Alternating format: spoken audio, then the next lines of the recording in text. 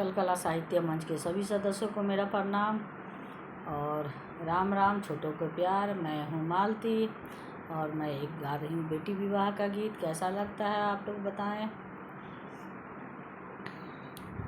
अरे रोवेले कौन हो पापा, मुख धई रुमलिया। अरे रोवेले कौन हो चाचा, मुख धई रुमलिया। अरे ऐसन सुंदर धियवा ए पंचे, के कारा पर हो सौंपी। अरे ऐसन सुंदर धियवा ए पंचे, के कारा पर हो सौंपी। अरे हँसेले कौन हो समाधि, मुँहे खाले हो पानावा। अरे हँसेले कौन हो समाधि, मुँहे खाले हो पानावा। अरे ऐसन सुंदर धियवा ए समाधि, हमारा पर हो सौंपी। अरे ऐसन सुंदर धियवा ए समाधि, हमारा पर हो सौंपी। अरे काले की अइब ए समाधि, काथी ए हो पियइब। अरे काले की अइब ए समाधि, काथी ए हो पियइब।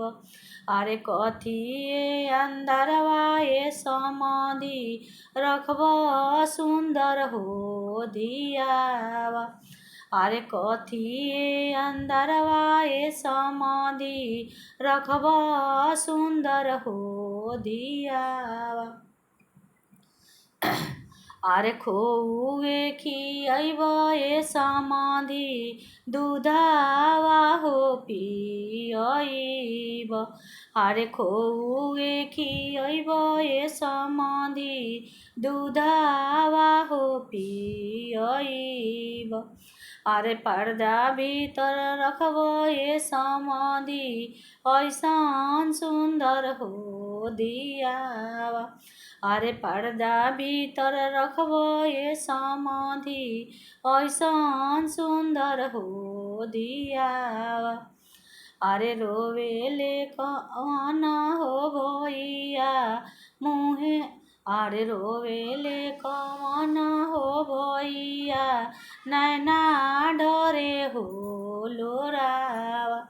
अरे ऐसन सुंदर धियवा ए पंचे, अरे ऐसन सुंदर बहिना ए पंचे, के कारा पर हो सौंपी। अरे ऐसन सुंदर दीदिया ए पंचे, के कारा पर हो सौंपी। अरे हँसेले कौन हो जीजा, मुँहे खाले हो पानावा। अरे ऐसन सुंदर बहिना ए सरऊ, हमारा पर हो सौंप। अरे ऐसन सुंदर दीदिया ए सरऊ, हमारा पर हो सौंप। अरे काले खियइब ए जीजा, काथी ए हो पियइब। अरे कथी ए अंदरवा ए जीजा, रखब सुंदर बहिनिया।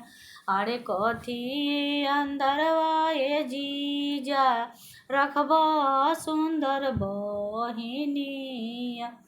अरे खोए खियइब ए सरऊ, दूधवा हो पियइब। अरे पर्दा भीतर रखब ए सरऊ, सुंदर तोहरो बहिनिया। अरे पर्दा भीतर रखब ए सरऊ, ऐसन सुंदर बहिनिया। धन्यवाद।